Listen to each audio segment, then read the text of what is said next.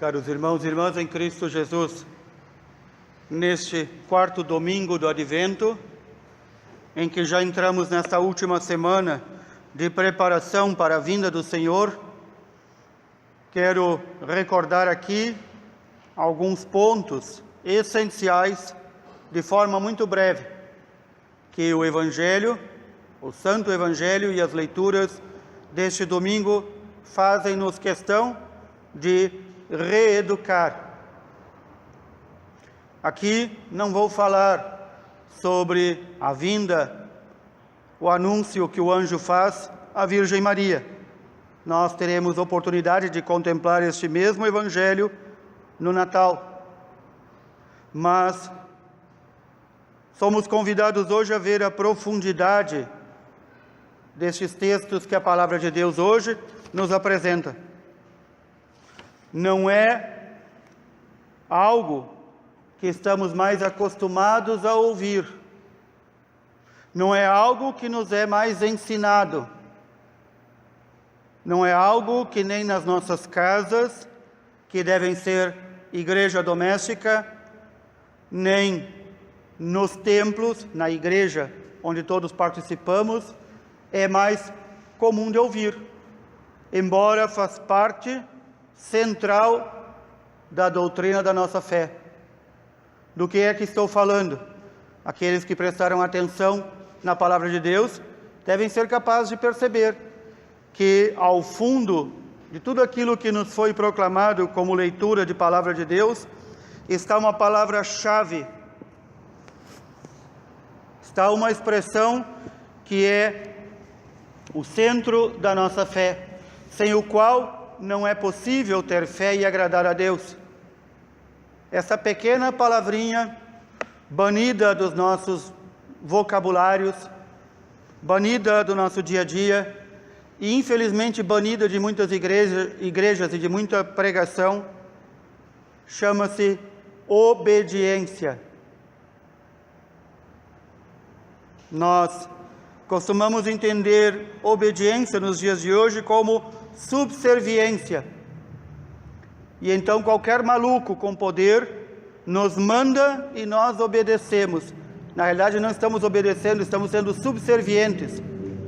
Não usamos o raciocínio que Deus nos deu, não usamos o entendimento que Deus nos deu e assentimos, damos o nosso sim a qualquer bobagem que nos dizem, em nome de uma pseudociência, em nome de um falso poder.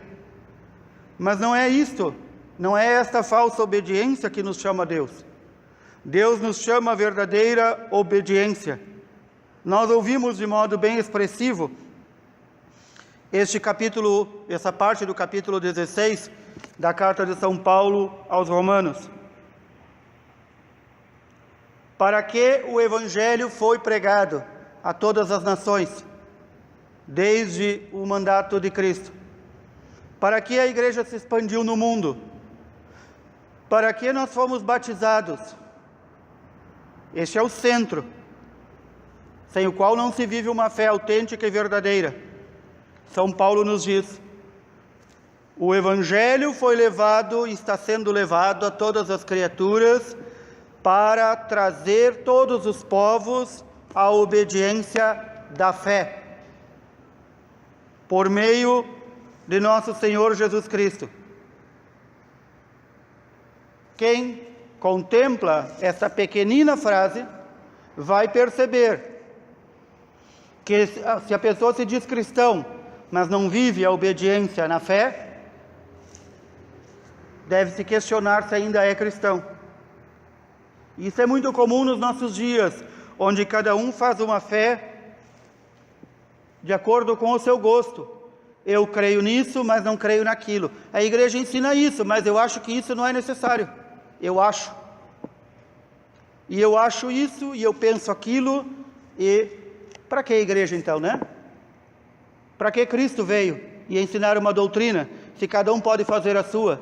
Se cada um pode buscar o Salvador que quiser? Se alguns até podem dizer que o homem se salva por si mesmo? Para que Cristo? Para que a igreja? Para que sacerdotes? Para que ouvir que fomos chamados pelo batismo, pela pregação, para sermos arrastados na obediência, na fé. A igreja que o Senhor deixou, não deixou com um lugar em vazio onde diz credo, onde cada um põe e tira o que quer. Os mandamentos que o Senhor deixou, não deixou um tira e põe à escolha do cliente. A forma, as múltiplas formas que há na igreja de celebrar o santo sacrifício da missa, seja no rito latino, que é o nosso, seja nos outros diversos ritos, também não foi deixado à escolha. Mas não é isso que vemos hoje. A Sagrada Liturgia, em muitos casos e em muitas igrejas, se transforma no sagrado picadeiro, onde o padre pensa que é um ator de péssimo teatro e que tem que fazer um show de calouros e que tem que fazer uma missa ao gosto do cliente, porque senão o povo não vem, e que tem que encurtar a missa, porque senão o povo não vem, ou então tem que colocar chacrinhas e brincadeiras na missa, porque senão o povo não vem. Também sacerdotes que já não querem mais viver seu sacerdócio e pensam que foram chamados ao sacerdócio para serem cantores, atores, aparecerem na televisão, andarem maquiados, rebocados, pintados, roupas apertadas, como bonecas. Tudo isso.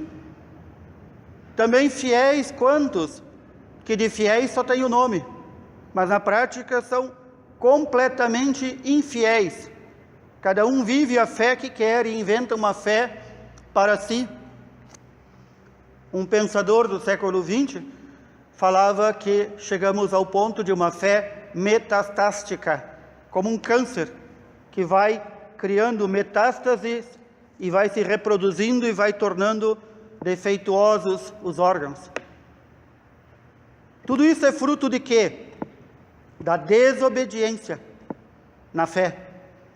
Nós fomos chamados a viver na fé a obediência a Deus, mas nós insistimos em não obedecer, em não fazer. E então, a partir disso, se cria um Deus à minha imagem e semelhança, um Deus à minha vontade, um Deus que leva todo mundo para o céu. E este céu de um Deus ao meu gosto é uma república de estudantes, é uma Barra Funda. Todo mundo vai para o céu, se eu bobear até cachorro e gato. Esta é a fé que vivemos nos dias de hoje. Então podemos ver o quanto estamos afastados da obediência na fé.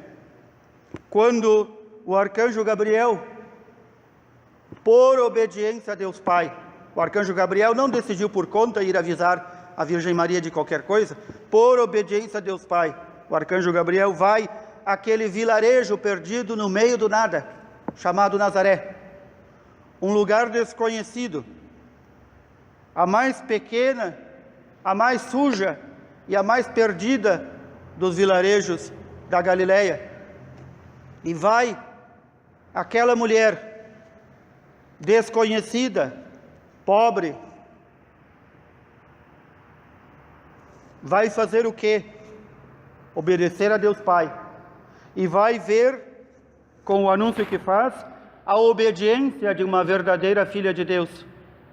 Ela diz, ela fica perturbada com a saudação do anjo que encontra nela a graça de Deus. E então, ela fica perturbada, não só com esta saudação, mas fica perturbada também pelo fato de ter sido escolhida. Eu, a mais ínfima, a mais pequena, aquela que não sou nada, Deus escolheu a mim? Muito bem. E agora, como é que isso se dará se eu não tenho relações com o meu marido? Maria e José estavam casados, segundo o costume judaico. Depois de um ano casado, passariam a morar e viver, coabitar e ter relações sexuais juntos. Eles ainda não estavam nesta fase. Como isso se dará? E o anjo diz: sombra do Espírito Santo te fecundará, o Filho de Deus nascerá de ti. E ela não fica perguntando, mas e como é que é isso mesmo? Me explica de novo. É a nossa mania de desobedientes que nos faz fazer assim. Nós até muitas vezes proclamamos com a boca, quando temos um problema: eu sei que Deus pode resolver. Parece frase de caminhão. Mas na hora a gente fica assim, roendo unha, arrancando o cabelo, não dorme, não come, preocupado. Isso é fruto da desobediência, fruto de não conhecer a providência de Deus. Eu sei que Deus vai dar uma solução, e a pessoa põe lá na rede social, né? Como se Deus fosse ler o Facebook. Eu sei que meu Deus é poderoso, e está ali se apertando de medo. Não crê, porque não obedece. Fica querendo explicações de Deus. Como é que vai se dar isso? Como é que Deus vai se resolver? Ai, como é que será? Ai, que eu não como, ai, que eu não durmo.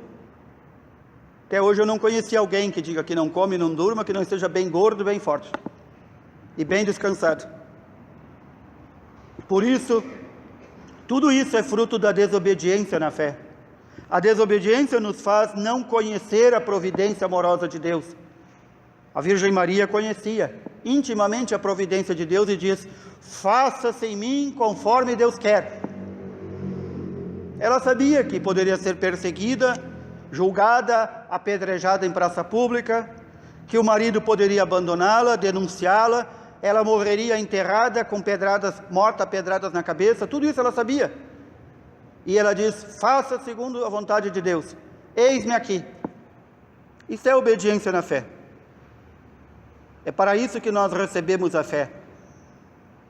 A minha vida está nas mãos de Deus, ou não está? Quem já contemplou esta frase, quem já rezou essa frase, que muitas vezes nós dizemos: a minha vida está na mão de Deus. Quem já verdadeiramente contemplou esta frase, não tem tempo para se preocupar com morte, com vírus, com fome, com sede, com desemprego. Não tem tempo para isso. Porque se a nossa vida está nas mãos de Deus, que Deus é esse? Deus Pai, que nosso Senhor Jesus Cristo anuncia como aquele que não deixa cair um fio de cabelo da nossa cabeça. Aquele Pai que alimenta até os passarinhos. Aquele Pai que veste as ervas do campo com roupas mais bonitas e vistosas que a dos reis.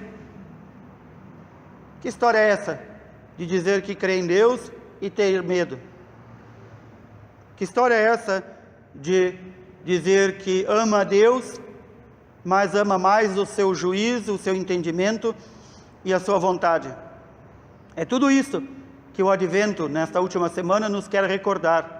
Se nós queremos realmente viver na obediência da fé, não nos prendamos nos detalhes desta vida. Não nos prendamos nos detalhes. Há pouco tempo atrás dizia alguém de uma frase muito comum, que diz: o diabo está nos detalhes. É uma frase muito verdadeira. O diabo está nos detalhes. Quando nós nos esquecemos do centro da nossa fé e nos prendemos aos detalhes, a cuidar coisinhas que não são o essencial, nós nos perdemos. Por quê? Porque lá nos detalhes o diabo mete a pata, o chifre, o focinho, o rabo, a guampinha, lá ele vai se enfiando. Então a pessoa diz: mas padre, diante da pandemia, diante disso, eu não consigo nem rezar. Pois é agora, meu querido, para não chamar meu retardado, é agora que tu tem que rezar. É agora que tu tem que louvar a Deus. Ah, mas eu não sei o que vai acontecer, e a gente não tem estabilidade em nada. Pois é agora que tu tem que entregar a tua vida a Deus. Não é depois, no tempo da fartura e da calmaria. Vejam, irmãos, como nós estamos longe da obediência na fé, quando vivemos desta forma. Pior que os pagãos. Pior que os pagãos que não creem. Pior que os ateus que não creem. Quando nós dizemos: creio, e vivemos como se não crêssemos. Então recordemos, a palavra de Deus, que é rica, é poderosa, é a presença do próprio Deus entre nós, nos assegura que se nós a recebermos, acolhermos a sua palavra, procurarmos colocar em prática, então teremos esta vida plena em Deus. Vida plena que o Senhor no seu advento nos quer dar. Mudança de vida. Creio em Deus? Muito bem. Creio que Ele é misericordioso? Muito bem. Então por que eu não me confesso? Por que eu fico ajuntando pecados? Para quê? Para no dia do juízo eu ser jogado lá embaixo? Porque eu não reconheço que sou pecador, procuro o sacramento da penitência e faço a penitência de meus pecados? Porque eu digo que creio em Deus, mas as minhas obras não demonstram isso? São Paulo, meus irmãos, era fantástico, e é fantástico, porque nos restam as suas cartas, santas cartas, em dizer as coisas na cara. Tivéssemos uma boa tradução em português, os irmãos, alguns ficariam chocados com as palavras que ele utiliza. São palavras verdadeiras, claras, duras, consideradas por muitos puritanos hoje em dia como palavras sujas. São Paulo dizia as coisas na cara, e ele dizia assim: ah, tu me dizes que crê? Muito bem, mas o diabo também crê e estremece. E por que tu não crê e estremece? E por que tu diz que crê e não cumpre a vontade de Deus? No fundo, tudo aquilo que vivemos nos dias de hoje, no mundo, na igreja, na sociedade cristã, que deveria ser cristã, tudo isso que vivemos, esta loucura toda dos homens procurarem fazer apenas a sua vontade, é fruto da desobediência, aquela mesma que jogou Adão e Eva para fora do paraíso. Cuidado, irmãos e irmãs, cuidemos para que a nossa desobediência não nos jogue para fora do céu que nos está prometido. Neste sentido, nós, na graça de Deus, queremos abrir com este domingo a semana última do Advento, pedindo ao Senhor a graça de estarmos preparados verdadeiramente, para que o Natal do Senhor que vamos celebrar não seja mais um Natal pagão, de troca de presentes, de comelança, de tanta coisa que não é cristã, mas seja verdadeiramente o Natal do Senhor que celebramos. Que essa semana última nos ajude a contemplar que o Senhor veio, rebaixou-se, não esqueçamos disso, rebaixou-se, saiu de junto do Pai para viver entre nós, para assumir a nossa carne, não porque quis, mas por obediência ao Pai. E por obediência ao Pai ele vai até a cruz. Mas agora para o Natal contemplemos a sua vinda. É por obediência que a Virgem Maria o recebe, é por obediência que o Senhor desce da sua majestade para estar aqui entre a nossa sujeira, imundícia e pecado. E nós, como queremos viver esta semana? Façamos o propósito de pedir ao Senhor que nos ilumine, a cada um de nós, no que é que devemos crescer na obediência na fé. Façamos este propósito, é o que eu proponho, que cada um de nós nessa semana, muitas vezes durante o dia, peça ao Senhor: Senhor, me ilumine para ver o que é que eu ainda tenho que ser obediente, no que é que eu não sou ainda obediente, porque é a obediência que pode nos abrir definitivamente as portas do céu e nos garantir a vida eterna. Que assim o Senhor nos ajude. Louvado seja nosso Senhor Jesus Cristo.